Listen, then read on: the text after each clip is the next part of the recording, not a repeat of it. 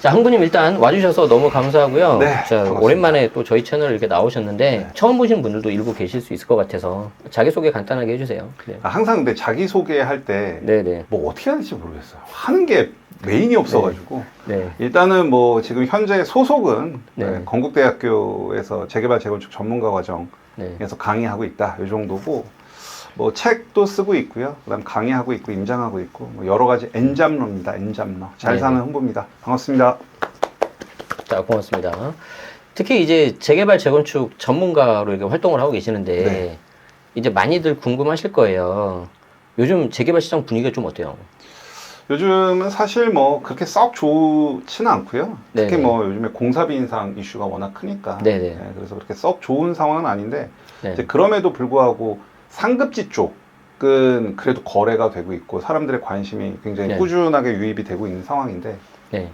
좀 하급지 쪽, 그러니까 상대적으로 뭐 일반 분양을 했을 때 분양 수입이 크게 들어올 수 없는 곳들은 네. 아직까지 관심이 막 이렇게 미치기보다는 조금 좀 사람들도 관망하고 그다음에 뭐 이렇게 막 달려들기에는 좀 조심해야 하는 상황인 것 같은데 네네. 근데 이제 어제랑 오늘 여러분들 아마 보셨을 텐데 그 서울시에서 발표하지 않았습니까? 네. 어떤 내용인가요? 그 3월 달에 발표했던 게 아마 서남권 대개조였고 네. 그다음에 어제 발표했던 게 강북권 대개조라고 해서 오세훈 서울시장께서 직접 나와서 다 발표하셨고 네. 그다음에 오늘 10시인가 그 서울시에 계신 분이 또 나와갖고 어제 설명 연계해갖고 계속 또 발표하셨는데 서울이 이제 5개 그 지역 중심이 있지 않습니까? 도심, 동북, 서북, 서남 이렇게 동남이 있는데 3월 달이 서남이었고요. 네. 어제 발표된 게 강북 그래서 동북이랑 서북을 아울러서 네.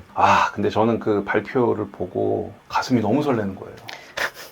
왜 설레요? 왜? 근데 여러분들께서 이제 나와서 막 그런 청사진들을 발표를 할 때, 네. 그게 절대 100%다 현실화되지 않을 거라는 건 반드시 생각을 하셔야 돼요. 그렇죠. 왜냐하면 2002년부터 한 2007년까지 그때 당시에 서울시장이 이명박 전 서울시장이랑 지금 오세훈 서울시장 말고 과거에 오세훈 서울시장 때 그때 그 개발계획 발표했던 것들도 진짜 엄청났었거든요. 네.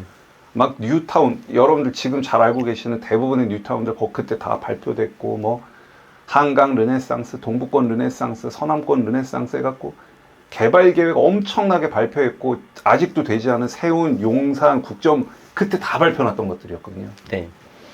근데 이렇게 시간이 지나서 보면 그때 발표났던 것들 중에서 된 것도 있고 그 다음에 안 된 것도 있고 그러면서 양극화는 더 벌어졌고 결국은 그 속에서 수익을 낸 사람이 있고 오히려 손해를 본 사람이 있고 지금 발표하는 거 보면은 진짜 막 서울이 당장 내일 뭐가 대규모로 막 바뀌어가지고 막 휘황찬란한 도시가 생길 것처럼 여러분께서 받아들이시면 안 되고 냉정해져라. 냉정하고 다만 그 개발 계획을 발표를 했을 때 그 방향성과 포인트는 분명히 짚으셔야 돼요. 사실 그 발표되는 내용들만 잘 보면 내가 어디 가서 뭘 투자해야 되겠다라는 어느 정도의 가이드라인을 마련할 수가 있는 거거든요. 그렇죠. 예, 그래서 이번 어제랑 오늘 발표된 거 보면은 재개발 재건축 완화하겠다는 거거든요. 근데 저는 지금 이 완화하는 거 보면서 계속 느끼는 건데 우리 그 박근혜 정부 때 빚내서 집 사라라고 하면서 진짜 엄청나게 밀었잖아요. 저 샀잖아요. 그러니까요. 그때 투자하신 분들이 사실 수익이 엄청나게 크죠. 네. 근데 그 상황이랑 지금 너무 비슷한 것 같아요. 그러니까 재개발 재건축을 해주겠다가 아니라 네. 반드시 하겠다 해서 지금 진짜 엄청나게 퍼주고 있거든요. 네네. 그래서 뭐 재건축 안전진단은 뭐 110 대책이 이미 나온 얘기고, 그 다음에 신속통합기획이라고 그래서 그 통합심, 그러니까 뭐 사업 절차를 되게 빨리 해주겠다는 건데 어제 발표에서는 그걸 또 1년을 더 빨리 해주겠다는 거고. 네.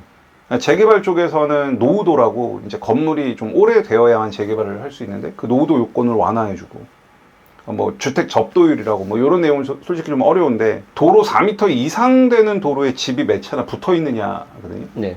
그럼 접도율 30%, 그럼 4m 이상 되는 도로에 집이 100채 중에 30채가 붙어 있다는 얘기니까 나머지 70채는 4m도 안 되는 되게 좁은 도로에 붙어 있다는 얘기잖아요. 그럼 불나면 소방차도 못 들어가고 네. 그럼 주관경을 개선해야 되겠죠. 네. 그게 이제 그런 게 재개발 요건이었는데 보니까 이거를 4m를 6m로 풀어주겠다는 거거든요. 그러면 사실 노후도 66.7%에서 60%로 낮춰주고 접도율 4m를 6m 정도 해주면 서울에 지금 웬만한 데는 다 재개발하겠다는 거거든요. 그러니까 이제 발표를 해도 이렇게 이해하시면은 많이 보이는 거죠. 많이 보여요. 그래서 제가 네. 뭐 오늘 이번에 뭐 제네시스방님 쪽 가서 제가 정규 강의를 하긴 하지만 뭐 접도율이 뭔지 노후도는 뭔지 뭐 종상향은 뭔지 이걸 좀 알면 네. 아는 사람은 내가 그런 발표가 났을 때 이거를 보고 어떻게 투자 전략을 세워서 진입을 해야 되겠다라는 어프로치 할 수 있는 전략이 나오는 반면 그렇죠. 그 자체를 모르는 사람은 이게 뭐 다른 나라 얘기구나. 그러니까 여러분들께서 재개발 공부는 좀 하셨으면 네. 좋겠다는 거죠. 네. 저도 이번에 같이 6주 동안 공부를 할 예정입니다. 네.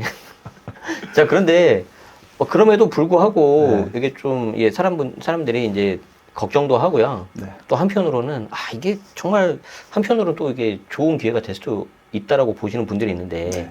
이거 내가 정말 잘하면 내 자산을 정말 이렇게 쫙 이렇게 퀀텀 점프할 수 있는 네. 그런 좋은 기회가 되는 거냐? 네네. 거기서 어떻게 생각하세요? 저는 당연하다고 보고요. 네. 그러니까 뭐 서울에 주택을 공급할 수 있는 방법은 재개발 재건축 외에는 없다는 거 여러분들 네. 너무 잘 아실 거고, 네. 그다음에 그 모든 재개발 재건축을 지금 어제 오늘 발표만 놓고 보더라도 지금 얼마나 적극적으로 밀어주는지가 저는 지금 보이거든요. 그러니까 거기에 대한 세부적인 거는 이제 또 이따 설명드릴 거죠. 네, 뭐 네. 그러니까 행정적인 지원은 지금 말할 것도 없고 네. 결국 주민들의 의지만 있으면은 될 수 네. 있는 건데. 네. 그럼 이제 서울에 이미 뭐 집을 갖고 계신 분들도 계시겠지만, 그럼 내가 서울에 신축 아파트를 갖고 싶다라고 네. 하면은 방법이 이미 지어진 신축을 사거나 네. 청약을 하거나 네. 재개발 재건축을 하는 거거든요. 네. 근데 이미 지어진 집은 비싸고 그렇죠. 소액으로 안 되잖아요. 네. 그다음에 청약은 그거는 뭐 특정 계층들만 갈 수 있는 거고. 전 이미 포기했어요. 네. 저도 네. 아파트 청약은 한 번도 해본 적이 없어요. 그리고 이제 재개발 재건축인데 여러분들 재건축은 사실 뭐 오늘도 발표 났지만 이게 지역이 되게 특정적이에요. 재건축하면은 강남, 그다음에 목동, 네. 그다음에 노원 딱 요 정도죠. 그렇죠. 네, 물론 뭐 광운대 역세권에 미성미중 3호 미미삼도 있고 저기 성산시형도 있고 마포에 뭐 있지만 서울 25개구 전체적으로 봤을 때는 재건축은 좀 굉장히 특정 지역에만 몰려 있고 네. 실제 투자 금액도 굉장히 많이 들죠. 네. 근데 죄송합니다. 재개발 같은 경우는 사실 빌라나 단독주택들 때려 부시고 아파트 짓는 거잖아요. 네. 서울 25개구에 다 깔려 있는 거죠. 그렇죠. 그러니까 서울 전역이 내 투자의 밭이 되는 거죠. 그렇죠. 예, 그리고 금액도 투자할 수 있는 금액도 뭐 사업 단계마다 좀 다르겠지만 굉장히 앞 단계로 가면은 뭐 1억 이내에서 뭐 6천, 7천만 원 정도로 투자할 수도 있고, 그 다음에 사업이 많이 가거나 급지가 네. 또 좋아지고 나면은 뭐 성수나 한남 같은 경우는 10억이 넘게 들겠지만, 그렇게 다양한 물건에 다양한 지역에 소액부터 큰 금액까지 다양한 형태로 투자할 수가 있는 게 재개발이거든요. 네. 근데 여러분들께서도 뭐 그냥 아예 초기만 놓고 보면 그냥 일반 빌라촌이랑 아파트로 바뀔 수 있는 빌라촌의 빌라 가격은 완전히 다르겠죠. 이런 투자를 선택을 잘 하게 되면은 뭐 자산이 느는 거는 당연한 거고. 네.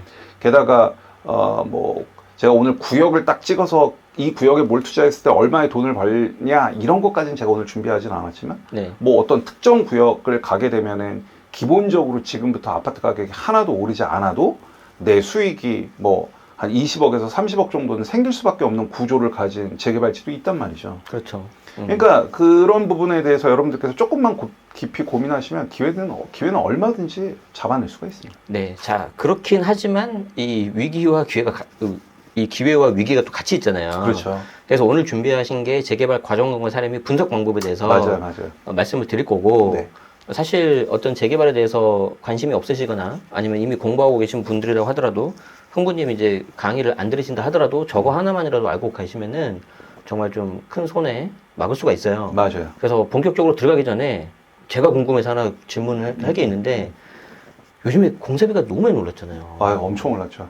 그래서 지금 막 분담금 부담도 많고, 특히 이제 그 중에서도 이제 정비 사업 이거 너무 힘든 거 아니냐. 네네. 그런 의견도 있단 말이죠. 네네. 여기에 대해서 어떻게 생각하십니까? 드릴 말씀이 되게 많은데 짧게 그렇죠. 얘기할게요. 네네네. 뭐 저희 수강생분들은 아시겠지만 제가 그저께 뭐 포럼에 갔다 왔거든요. 네네. 그 포럼에 갔다 왔는데 지금 사실은 공사비 막 급등하고 있잖아요. 네. 근데 이제 현장에서는 드디어 멈췄어요. 아, 현장에서는. 네, 현장에서는 지금 막 철근 콘크리트 값이 시멘트 가격이 굉장히 많이 올랐는데 현장에서는 그 오르는 가격이 이제 딱 멈춘 게 조금 됐고요. 그럼에도 불구하고 막 시공사, 건설사에서 평당 공사비를 올리는 이유는 금융 비용을 많이 생각을 하기 때문인 거거든요. 아직 금리는 고금리 상태니까. 네네.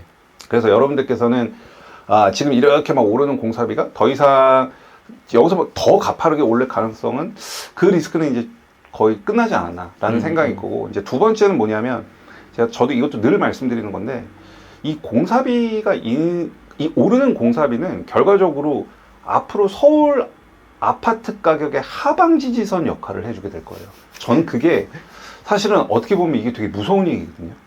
제가 왜 웃었냐면 제가 지난주에도 저 주말에 강의를 제 강의를 했었는데 네네. 똑같은 얘기를 했어요.